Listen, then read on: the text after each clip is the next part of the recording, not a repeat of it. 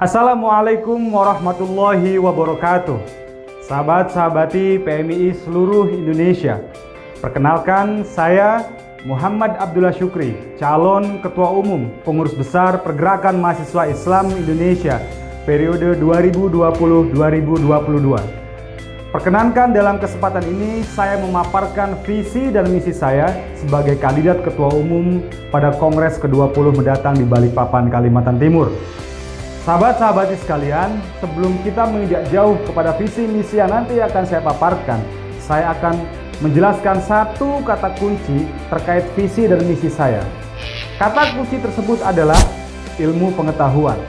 Maka kedepannya visi dan misi PMII, program-program PMII, kegiatan-kegiatan PMII, agenda gerakan PMII semuanya berbasiskan ilmu pengetahuan.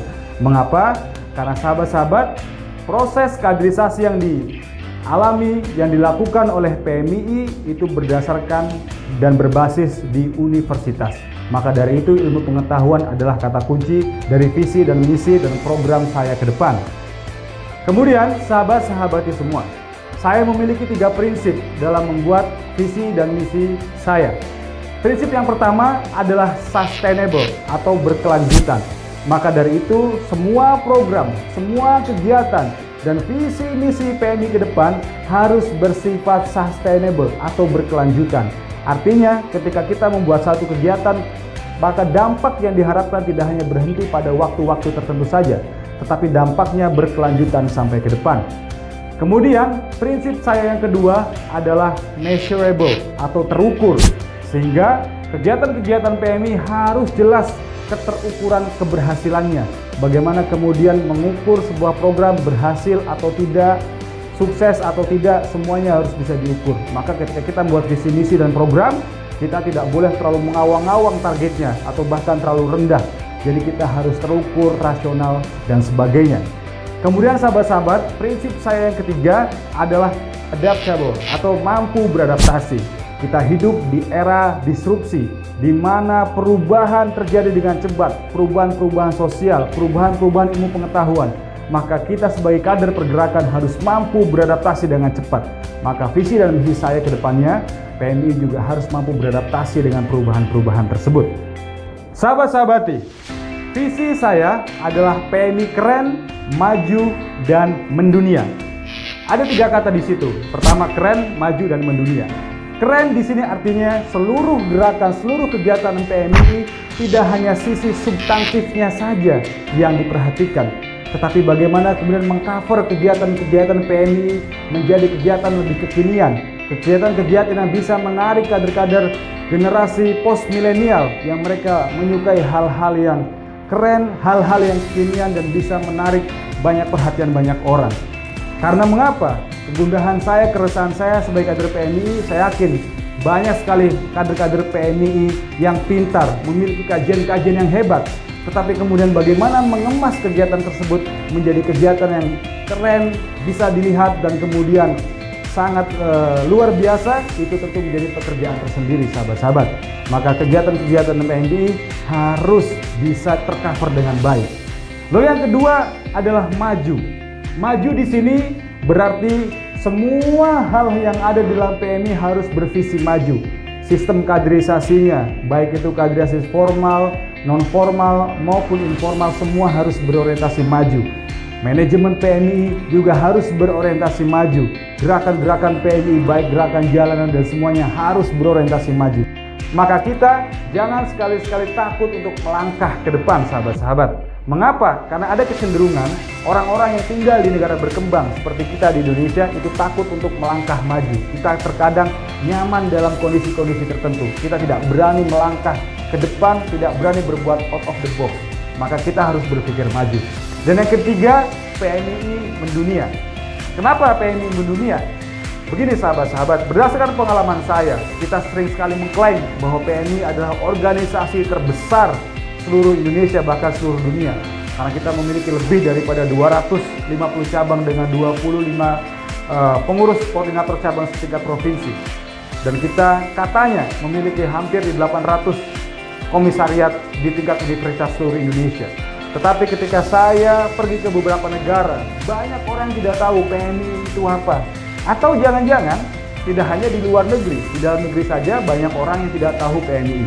Maka kemudian diaspora kader PMI harus semakin kita jadikan konsentrasi. Kita harus menyebarkan seluruh kader-kader PMI, terutama dalam kegiatan-kegiatan internasional, sehingga substansi PMI orang-orang semakin tahu bahwa kita ada organisasi besar, memiliki sejarah dan akar tradisi yang kuat di Indonesia. Untuk mencapai visi tadi, saya menerjemahkan 10 misi yang akan dijadikan 10 konsentrasi saya sebagai Ketua Umum PB PMI ke depannya. Yang pertama adalah PMI kolaboratif.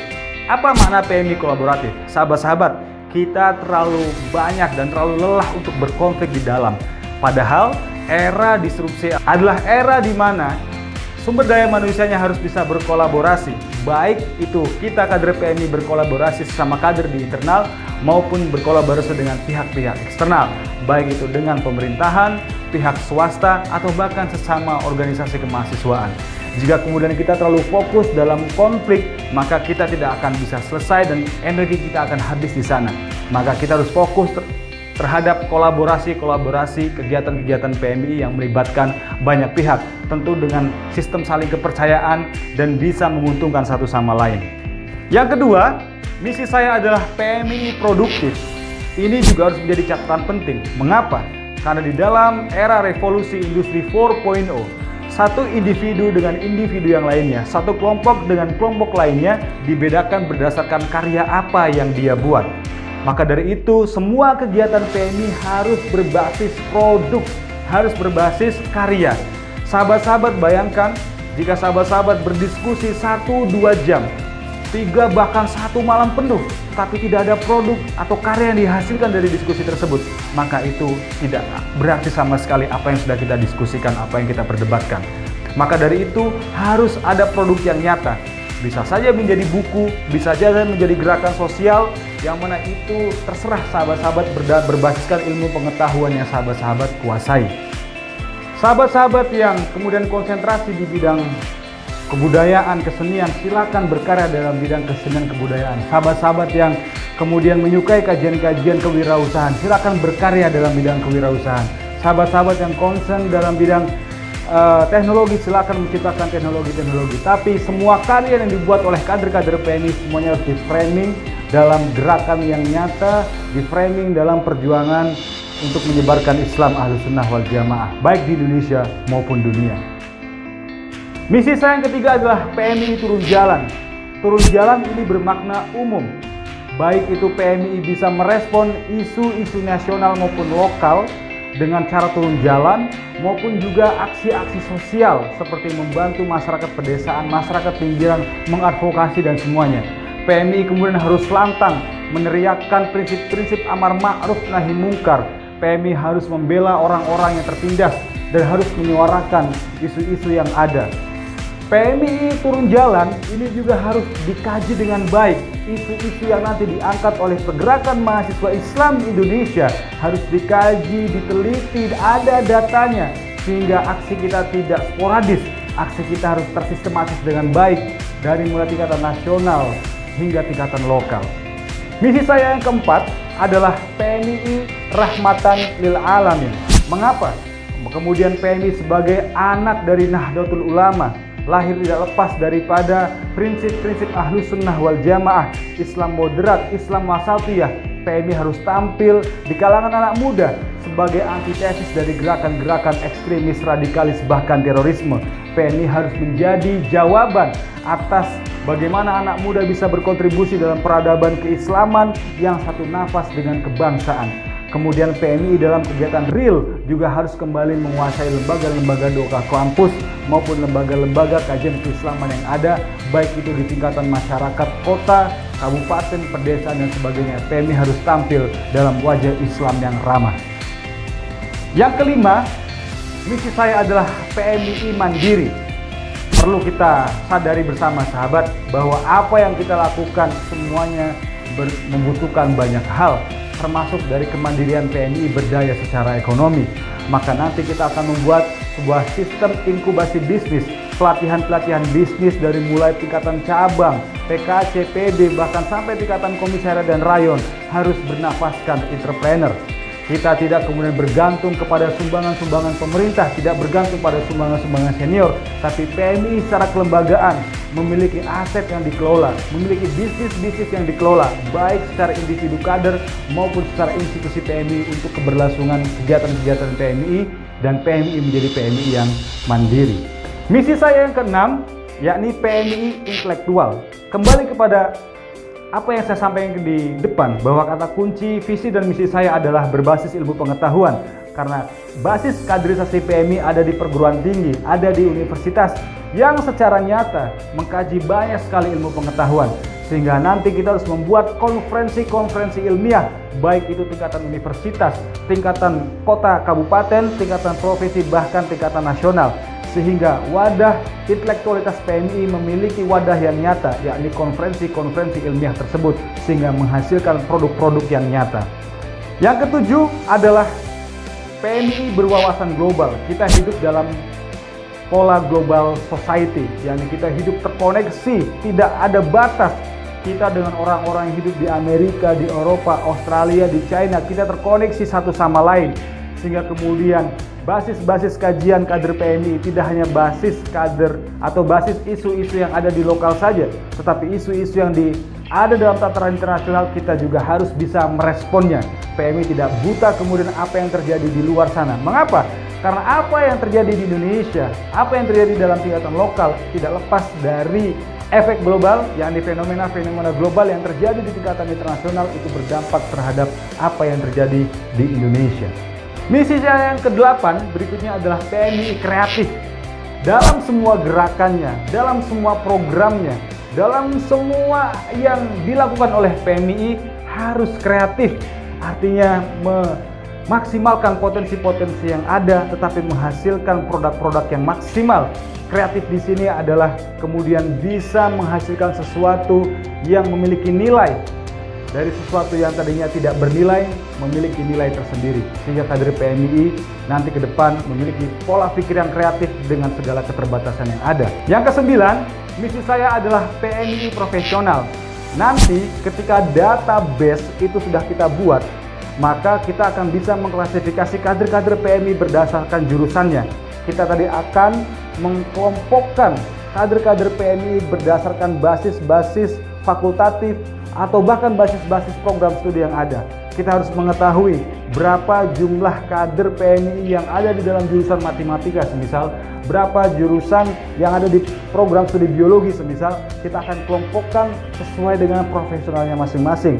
Kita biarkan mereka untuk membuat kajian-kajian sesuai dengan ilmu pengetahuannya, dan tugas pengurus besar PMI di sini adalah memfasilitasi mereka.